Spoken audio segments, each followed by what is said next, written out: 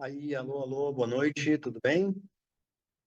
Quem é que está em Boa noite, aula aí? senhor. O Arthur, dois Arturs, a Lohane, a Eduarda. Tudo bem, pessoal? Boa noite, Tudo professor, ótimo. tudo bom? Boa noite. Confirmem para mim, o que a gente fez na aula passada foi persas fenícios, né? Hoje a gente vai entrar num assunto bem legal. Deixa eu compartilhar aqui. Como é que foi a semana de vocês? Alguma novidade? Eu sei que eu prometi de colocar um material e não coloquei, mas logo, logo eu vou sanar essa promessa aí. Agora sim. Todo mundo está visualizando? Bastante gente, Sim, tem 9 pessoas. Sim, Arthur, Andréia, Arthur, Stephanie, tem 3 Arthur, Eduarda, Lohane, Pedro, Sofia, tem 8. Legal. Estão me ouvindo bem? Hoje eu estou aqui na sede do Conecta. Hoje eu não estou em casa. Estão me ouvindo bem, pessoal? sim, senhor. bem, Então vamos lá. Vocês que estão baixinho, deixa eu ver se eu aumento o meu aqui.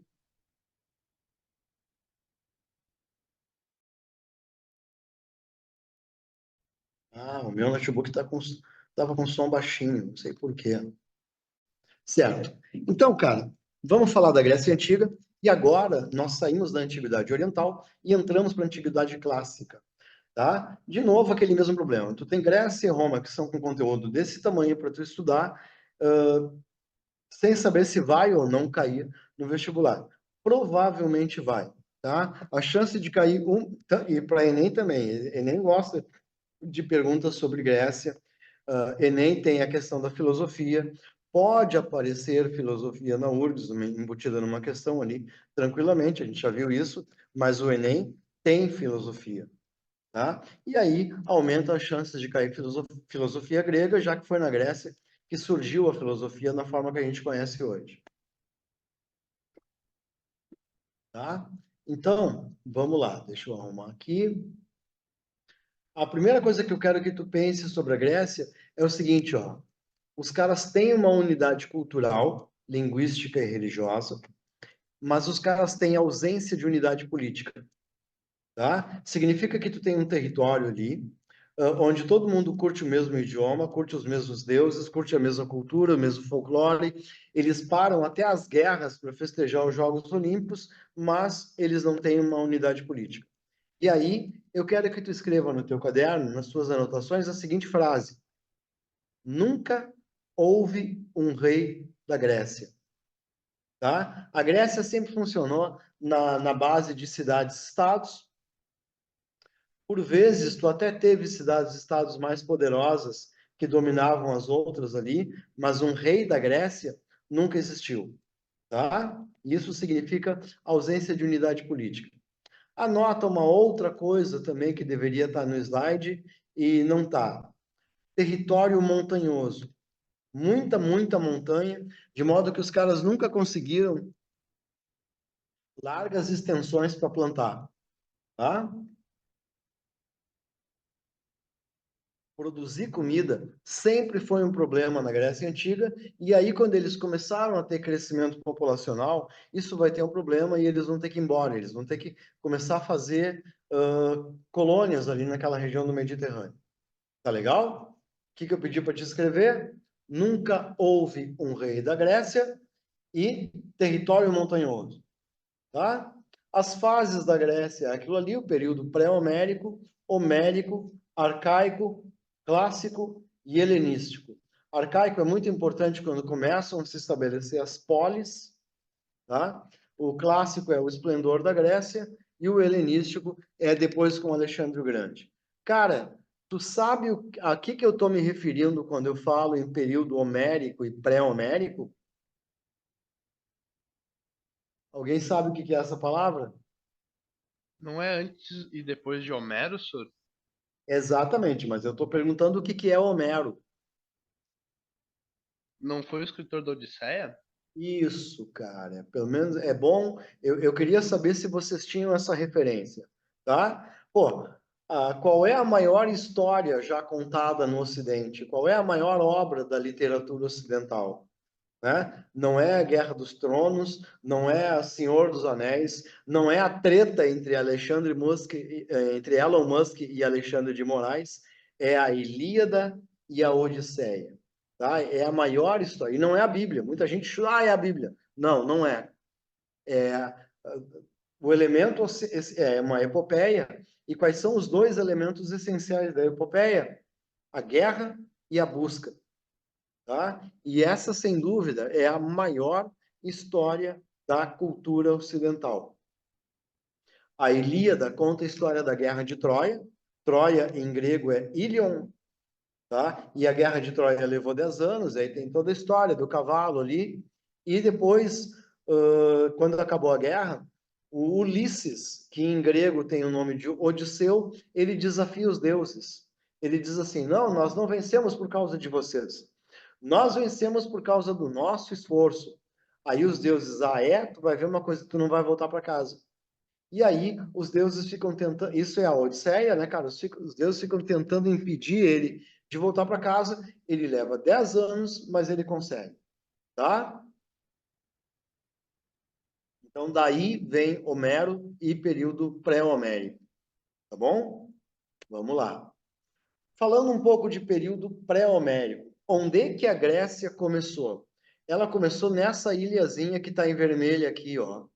Aqui é a Península Balcânica, e logo abaixo tu tem uma ilha chatinha, que é a ilha de Creta. Cara, é muito incrível porque a Europa começou ali, tá? A primeira civilização minimamente sofisticada, a primeira civilização com ourivesaria, enquanto o resto da Europa, enquanto a Península Balcânica era bárbara, era neolítica, tá? Ali tu já tem o desenvolvimento de uma civilização avançada. Ela também se chama civilização minoica, porque, segundo a mitologia, a lenda do Minotauro teria acontecido ali. E Minos é o título do rei, não é que eu tinha um rei chamado Minos, é que nem Faraó, tá? O rei ali se chama Minos. Logo, logo, os caras viram que não tinha terra para plantar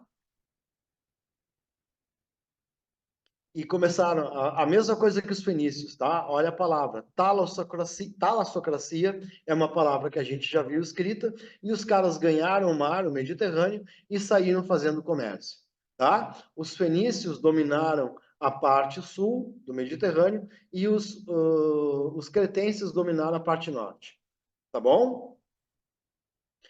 Teria ali o Palácio de Knossos, que se diz aonde teria inclusive o labirinto do Minotauro é lenda, né, cara? Mas o Palácio de Knossos tinha um porão muito grande que se especulou muito tempo de que ali estaria o Palácio do Minotauro, tá? Outra coisa, contatos comerciais, eu já falei. Se tu tá escrevendo Creta, escreve aí ao lado uma palavra, matriarcado. Enquanto todas as outras civilizações que estão se desenvolvendo ao redor, no Oriente, né, na Antiguidade Oriental, têm poder masculino, têm poder patriarcal, ali a mulher já tinha uma dose de liberdade bem interessante. Inclusive, na religião, o deus principal era uma deusa. Tá? A mulher podia fazer comércio, ela podia tomar decisões, e consta que ela era bem mais respeitada nessa sociedade. Tá? Tá vendo essa imagem ali? Não é à toa que a lenda do Minotauro aconteceu ali, porque eles veneravam o touro. Dizem alguns que as toreadas, aquelas que a gente vê na Espanha, teriam origem. Parei um pouquinho, tem uma coisa aqui. Teriam origem num ritual ali, nessa adoração do touro, tá? E olha o que o cara está fazendo ali. Vocês conseguem dar uma olhada e analisar aquela imagem?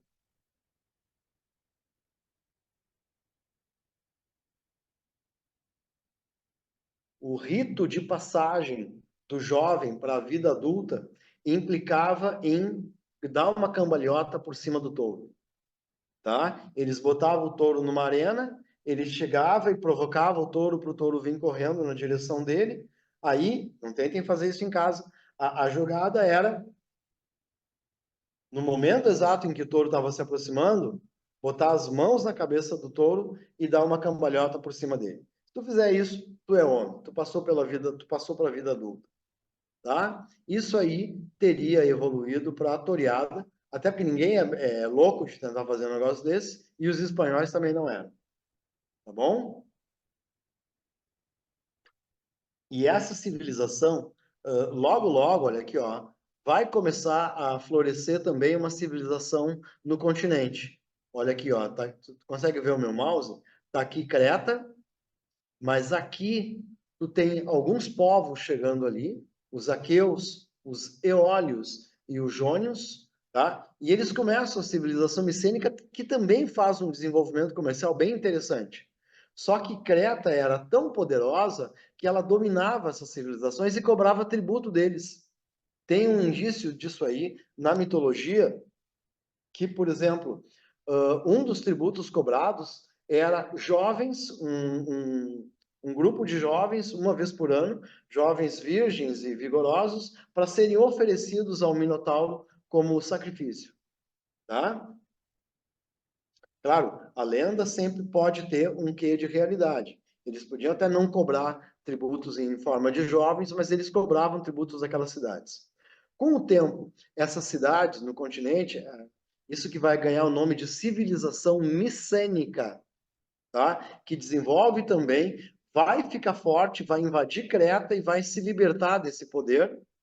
E logo, logo, vai chegar até a desenvolver alguém aí quer ficar famoso? Eu vou dar uma dica, tá? A escrita que eles desenvolveram, a linear B, ainda não está decifrada, tá? O problema é que logo, logo essa civilização vai se perder, porque vai chegar um outro povo. Olha quem chegou até agora, tá? Os aqueus, os eólios e os jônios. Jônios são os caras que fundaram Atenas. Tá? Atenas tem uma fundação e uma origem jônica. Só que vai chegar os espartanos, os dórios. E os dórios, cara, só querem fazer uma coisa: só querem fazer guerra, só querem saquear e só querem tomar aquilo que já está pronto. E eles vão simplesmente destruir a civilização micênica. Tanto vão destruir, agora a gente sai do período pré-homérico e entra no período homérico, tá? Que o pessoal vai ter que fugir. Tá? Ele vai fugir e vai causar, eu não escrevi ali, a primeira diáspora grega. Depois a gente vai falar nisso. Aliás, a gente já falou em diáspora quando a gente falou de Hebreus. Tá? É uma rasteira tão grande naquela civilização ali que, olha essa frase aqui, a Grécia volta para um sistema social gentílico. Tá? Pessoal, qual é o significado da palavra gentílico?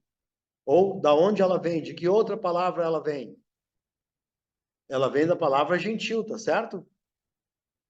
Agora, se eu te perguntar o que é uma pessoa gentil, o que tu vai me dizer? Provavelmente é uma pessoa muito educada, uma pessoa muito cortês, não é isso? Só que não, cara. Gentil, hoje o significado dela é assim, mas gentil tem um outro significado. Tu sabe que quando Pedro Álvares Cabral chegou aqui, como é que ele chamou o habitante dessa terra? Ele chamou de índio. Índio porque ele pensava que estava nas Índias. Então, durante todo um tempo, chamaram os povos daqui de indígenas ou índios.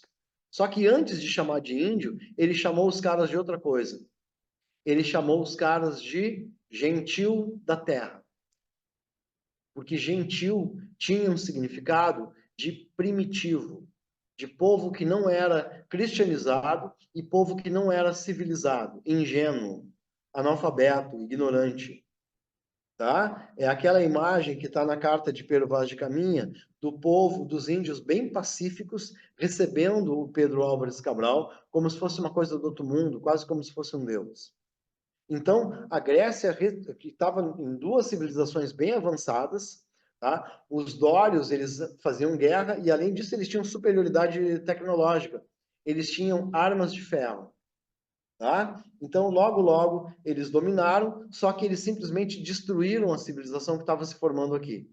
A Grécia voltou para nichos, eu não vou usar a palavra feudos, porque seria uma comparação grosseira, mas eram propriedades muito isoladas umas das outras por causa das montanhas e economia de subsistência. Os caras tentavam viver e tentavam plantar para comer, tá? Isso no período homérico. O que vai acontecendo com o tempo? Agora a gente começa a avançar alguns séculos e a gente tem crescimento populacional, pouco alimento, os melhores, os mais fortes vão se apropriando da terra e começa a se consolidar um sistema de desigualdade social, uma aristocracia que vai tomando poder e vai legitimando esse poder em cima de todo um discurso de superioridade. Até aqui alguma pergunta? Quando os dórios chegam, olha ali, se faz a primeira diáspora grega, tá? Os gregos têm que fugir, eles entram em barquinhos, ó, aqui é a Península Balcânica, tá? Mas olha toda essa parte no mapa que está em azul mais forte. Isso aí são colônias gregas, inclusive aqui na Itália, ó. Na aula que vem, quando eu te falar dos povos que colonizaram a Península Itálica, tá ali no sul as penínsulas, as colônias gregas da Sicília, tá? Da Sicília e do sul da Itália. E toda essa formação grega aqui, ela tem um nome que eu quero que tu anote no teu caderno, porque não está no slide. Escreve aí, Magna Grécia, que é a grande Grécia que foi formada com os gregos no Mediterrâneo. Tá legal? Até aqui tudo certo? Pode repetir o nome, professor? Magna Grécia. Opa, cadê o chat? Eu vou escrever no chat aqui. Na aula passada eu me dei conta que eu posso escrever coisas no chat. No chat. Olha aí. Tá? Se aparecer em alguma prova o termo Magna Grécia, é a região da Grande Grécia que foi colonizada pelos gregos quando eles tiveram que sair por causa da diáspora. Aconteceram duas. Vocês lembram o que é diáspora, né? A gente falou da diáspora, tá tremendo bastante aqui, mas é a cadeira que eu estou sentado.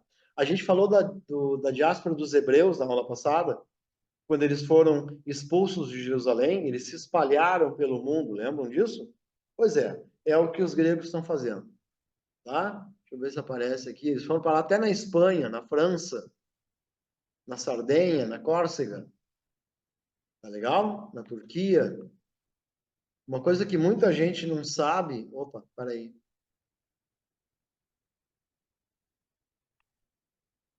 Alt. Deixa eu. Oh, que droga de mapa! Não tá me obedecendo. Cara, tu já ouviu falar da Guerra de Troia? Troia não ficava aqui na Grécia. Troia está aqui em cima na Ásia Menor. Ó. Por isso que demoraram para achar Troia e durante muito tempo pensaram que ela não existia, que fosse uma cidade fictícia. Tá? Ela está nessa região aqui, na Ásia Menor. Ela é uma cidade que integra a Magna Grécia e não a Grécia em si. Tá? Vamos lá. Aí a gente chega no período arcaico, no século 8 ao século 6, que é o desenvolvimento das polis. Polis, tu lembra que é a cidade, o conceito de cidade-estado que eu te falei, tá? E tu já reparou, né, cara, que Porto Alegre tem um monte de bairro com a terminação polis, né? Petrópolis, Higienópolis, Teresópolis, tem cidades que terminam assim. O Tio Patinhas mora em Patópolis, o Super-Homem mora em Metrópolis. Isso é uma referência às polis gregas. No mundo todo tiveram cidades que adotaram essa terminação. E como eu te falei, tem uma aristocracia que vai tomando poder e, consequentemente, vai tomando as melhores terras. E isso causa a segunda diáspora grega, e olha ali o que eu te falei, Magna Grécia. Bom? Tá tudo certo? Eu estou enxergando legal isso aqui. Tá? Só que a Magna Grécia, ela traz prosperidade. Por quê? Porque esses gregos vão para os seus lugares distantes e começam a trabalhar e produzir as suas coisas. Daqui a pouco eles entram em barquinhos e voltam para a Grécia para fazer comércio, para vender as coisas que eles estavam produzindo. E lembra o que eu já devo ter te falado 2 ou 3 vezes.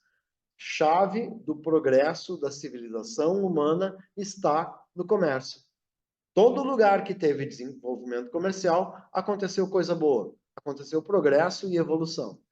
Mas as cidades vão entrar em crise porque elas ficam povoadas demais. E aquele velho problema, não tem comida para todo mundo e tem gente demais.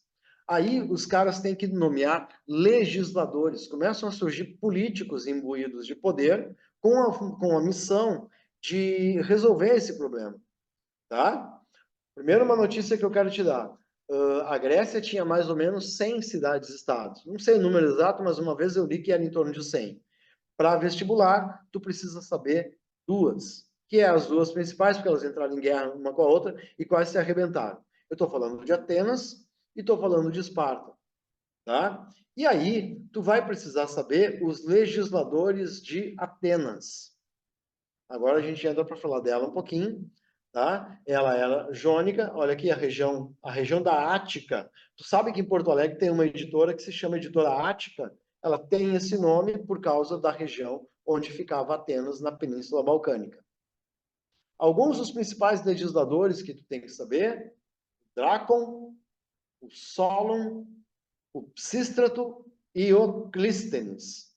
O Drácon é o Hammurabi deles, né, cara? O primeiro cara que coloca as leis em leis escritas.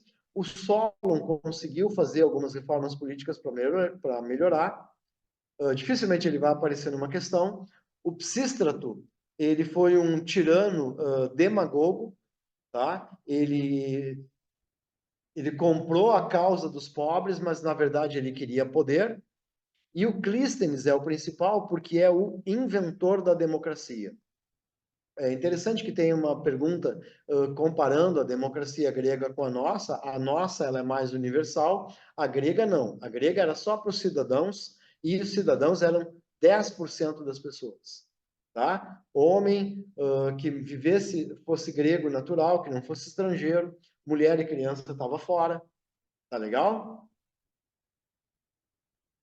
E depois, cara, tu tem o Péricles, antes de ser pagodeiro.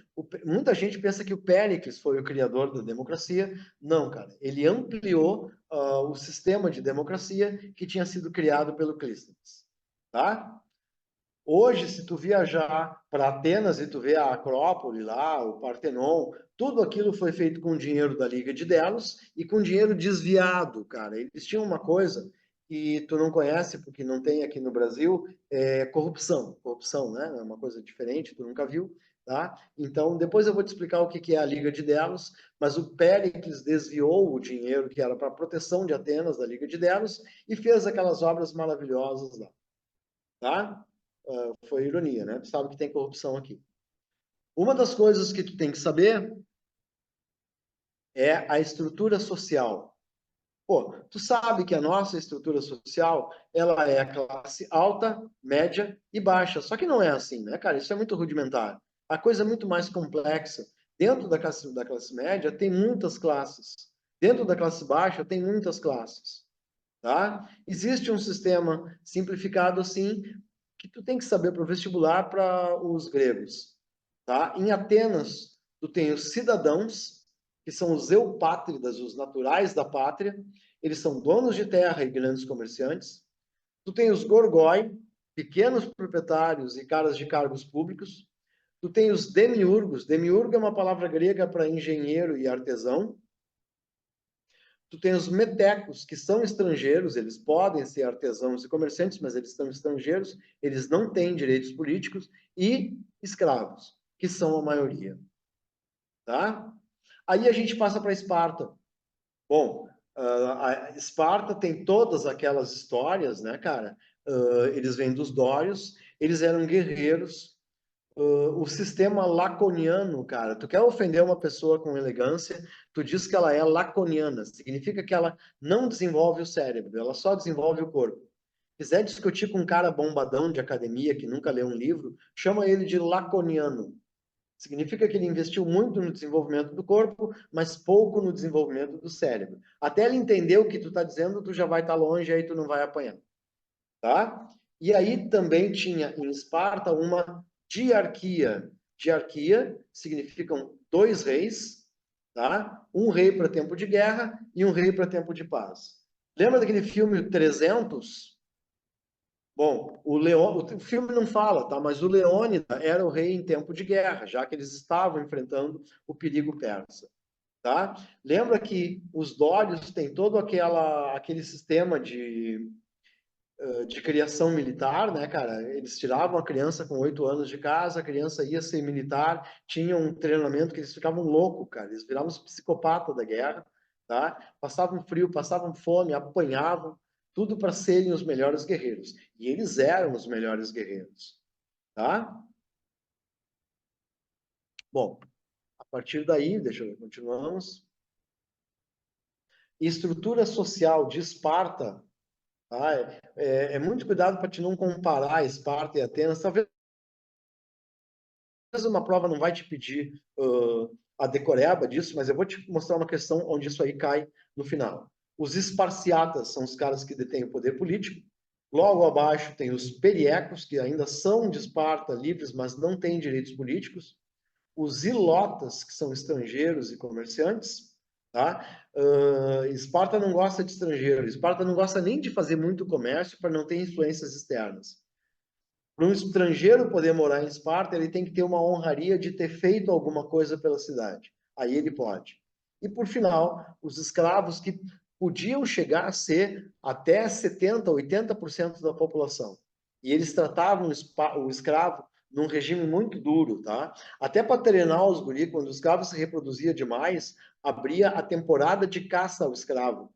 Para os guris treinar como é que se matava pessoas. Tá? Lembra que em Esparta, se nascia uma criança com um defeito físico e ela não pudesse ser soldado, ela era sacrificada. Ela era levada no Monte Taigeto e era jogada num abismo. Tá? Em Atenas, não. Se nascesse uma criança com um defeito físico na mão, na perna, eles sabiam que aquele cara podia ser um gênio, podia ser um filósofo, podia ser um artista, podia ser alguém que iria contribuir com a sociedade. E aquele cara não era sacrificado. E em Esparta, não. Óbvio, a elite, né? Se tu não é soldado, tu não pode ser nada. Tu não tem serventia para a sociedade.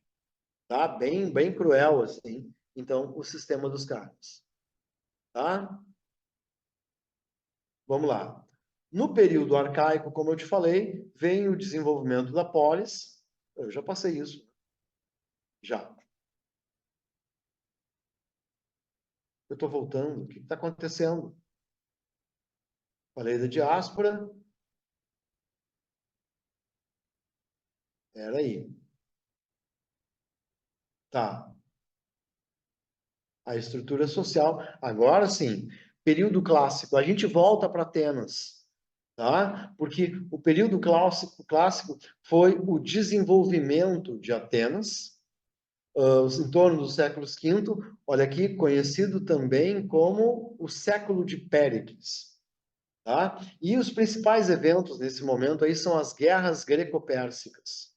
Tá? E eu volto a te invocar o filme 300 porque é a maior obra do cinema que fala daquilo ali.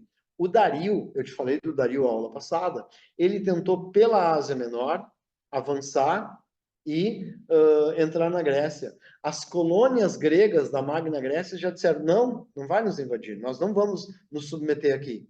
E isso acabou gerando uma guerra muito alta da Grécia toda com a Pérsia. Tá? Olha ali, tenta invadir, Dario I tenta invadir Atenas, vitória grega na Batalha de Maratona. Cara, pode ser uma questão de vestibular, tu sabe que tem uma modalidade de corrida chamada maratona, né? Tu sabe qual é a história? Tu sabe qual é a relação dessa modalidade com a batalha? Não foi Sim, porque não? um mensageiro correu maratón, que é mais ou menos 42 quilômetros, para entregar a mensagem? Isso, cara, exatamente. Muita gente não conhece. Se vê qual é a medida de uma maratona, ela não tem 42 quilômetros, ela tem 42 quilômetros e uns quebrados. Tá? É exatamente porque o Fidípides, o mensageiro, estava lá na beira do mar, olhando, esperando os navios persas chegarem. E aí, quando o navio persa chegou, ele se botou a correr até Atenas para avisar que os persas estavam chegando. Agora, ele não tinha preparo físico para correr uma maratona e, por causa disso, ele morreu do coração. Tá? Ele conseguiu chegar, entregar a mensagem e morreu. Óbvio que ele é considerado um puta de um herói. E até hoje a gente corre a corrida com o nome de maratona por causa desse evento. 10 anos depois, o Xerxes vai querer se vingar. E ele vai tentar de novo invadir a Grécia. Tá? Daí vem algumas batalhas famosas, que uma delas é a Batalha das Termópidas, que é a Batalha dos 300. Tá? Na verdade, os 300 não eram 300, eles eram 8.000 gregos. No meio daquilo ali estavam os espartanos, que ninguém sabe ao certo quanto é, mas o Heródoto falou que eram 300. Tá? A gente tem notícia dessa batalha por causa do Heródoto, eu te falei dele lá na primeira aula, né? Conhecido como pai da história. Quando essa batalha aconteceu, ele tinha 4 anos. E quando ele escreveu sobre essa batalha, ele tinha 40 anos. Então, deu tempo dele ainda conversar com alguns que tinham participado, mas ele botou lá nos escritos deles que eram os 300 de Esparta. E esses 300 de Esparta tinham que segurar 100.000 persas. Esses 8.000 tinham que segurar 100.000 persas no desfiladeiro das Termópilas. É uma parede de penhascos que, para entrar para o interior da Grécia, tem uma passagem que dizem que não passava 2 carroças. Tá? Ali nessa passagem, 6.000 persas, 6.000 gregos, 8, eu já estou confundindo, 8.000 gregos tinham que segurar 100.000 persas por 10 dias para chegar à ajuda do interior. Tá? Eles aguentam 6 dias. No 6º dia, o último morre e aí os persas conseguem passar. De qualquer maneira, os persas foram derrotados de novo na Batalha de Salamina, que é em 480 a.C. Com isso, tá, os gregos se reuniram e disseram assim: olha, nós temos que fazer alguma coisa para isso nunca mais acontecer, para a gente estar preparado quando vier um novo ataque grego para as nossas cidades. Aí eles criaram uma coisa chamada Liga de Delos. E a Liga de Delos é um negócio tipo a OTAN. Tá? Vários países contribuem para criar um grande exército. Óbvio que quem controlava isso aí era Atenas. Daí aquele todo o dinheiro que eu te falei que o Péricles desviou. Tá? E algumas cidades eram obrigadas a contribuir, elas não tinham escolha. Mas estava ali, com a Liga de Delos, Atenas ficou forte, começou a crescer, e Esparta começou a crescer o olho. De modo que Esparta também vai fazer a sua liga, a Liga do Peloponeso. Tá? A paz com a Pérsia veio no Tratado de Susa, mas Atenas e Esparta começaram a se fortalecer e logo, logo elas vão ficar rivais. Isso a gente já está no período clássico, conhecido como o século de Péricles, tá? E um dos principais acontecimentos, além do florescimento filosófico e artístico de Atenas, um dos principais acontecimentos é a Guerra do Peloponeso, Atenas contra Esparta. Tá? Essa guerra dura 27 anos. Tucídides escreveu um livro sobre ela, A Guerra do Peloponeso, e lutaram até se arrebentar. Quem venceu? Esparta venceu. Quem perdeu? A Grécia toda perdeu. Tá? Porque, como eu falei, lutaram até se arrebentar. E aí, cara, tinha um cara que estava fora ali, esperando a Grécia se enfraquecer. Quando a Grécia se enfraqueceu, Alexandre, o Grande, entrou e dominou e tomou conta da Grécia sem muita resistência. Tá? Acontece que a sorte, não sei se isso é sorte, o Alexandre era admirador da cultura grega. Não é por nada, ele foi educado pelo próprio Aristóteles. Essa imagem aqui, ó, ela mostra o Alexandre tendo uma aula de filosofia com Aristóteles. Então, ele pegou a cultura grega, o idioma grego, e espalhou por todo o império dele. Tá? E o império dele foi tão grande quanto Roma, mas só durou enquanto ele viveu. Tá? Olha aqui esse mapa. Tá? Aqui é o Egito, aqui está a Grécia, tá? Aqui é o Extremo Oriente, ele levou a cultura helenística para todo esse império. Então, quando tu ouvir falar numa prova sobre helenismo, tu está falando na dispersão da cultura grega que o Alexandre fez pelo seu império. Até porque os gregos, eles não se chamavam gregos, eles se chamavam de helenos. Daí a gente usa essa palavra para denominar a cultura grega. Tá? E o período helenístico é o último período dos gregos. Legal? Agora, acompanha comigo aí. Com relação à vida social e política na Grécia clássica, assinale a alternativa correta. A.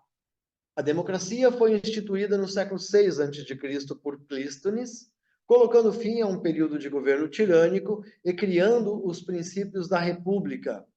Tá, mas não tinha república na Grécia, a gente não falou em república. Não, cara, mas vai ter república em Roma, e a gente sabe que Roma era profundamente influenciado pela Grécia, e a nossa própria república, ela tem como pilar a democracia, e a democracia é grega. B. A decadência da polis grega no período arcaico, pô, eu te falei que foi no período arcaico que a polis grega começou a surgir, tá? Então nem continuamos. C. O desenvolvimento de uma filosofia fundada na razão ocorreu com o fim do período micênico na Grécia, o que implicou na passagem do politeísmo ao monoteísmo. Não foi nem no período micênico que a filosofia surgiu, e eles nunca foram monoteístas. D. Os habitantes tinham direitos políticos e eram considerados cidadãos nas cidades-estados, com exceção das mulheres e dos escravos. Não, cara, tinha um monte de gente que não tinha direito não tinha direitos políticos. E a união política entre atenienses e espartanos contra o avanço do exército persa ocorreu no contexto da Guerra do Peloponeso. Baita pegadinha. Tu tem que lembrar que a Guerra do Peloponeso não é as guerras médicas, né? É a Guerra de Atenas contra Esparta. Então, a resposta certa aí seria adianta. Tá bom? Agora, olha que interessante essa questão.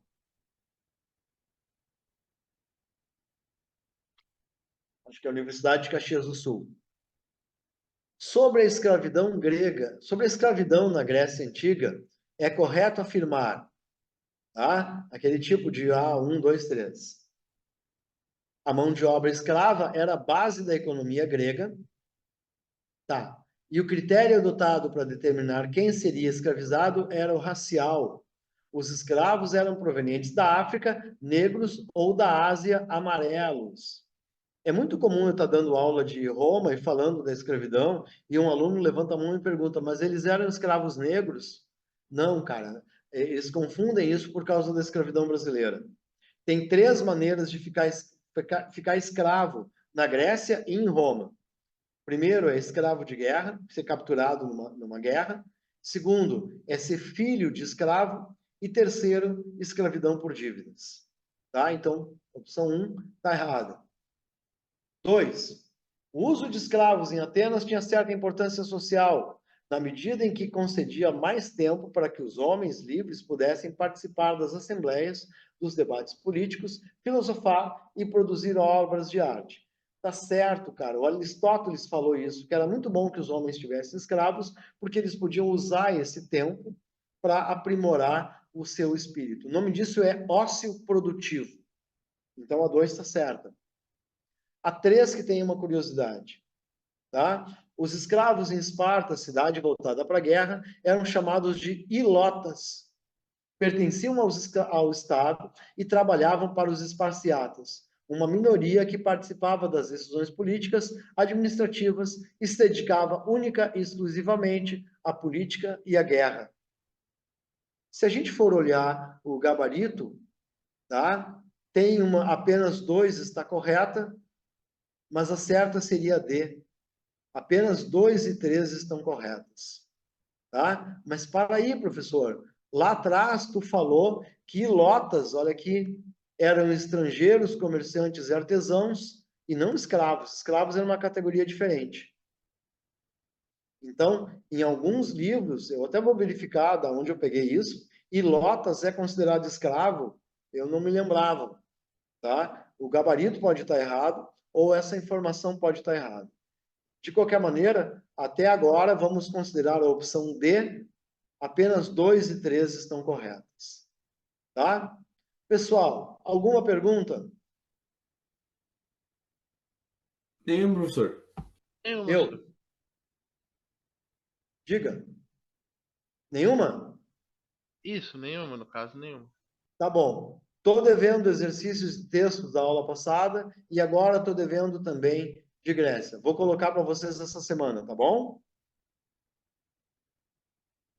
Qualquer coisa, entrem em contato pelo WhatsApp e façam exercícios. Enquanto eu não botar, peguem da internet e adestrem a mente de vocês para fazer exercícios. Tá bom? Esse é um dos segredos de conquistar aquela tua vaga. Tá bom, pessoal? Feito, então. Bom descanso. Tchau e até a semana que vem. Feito, professor. Um abração. Tô saindo.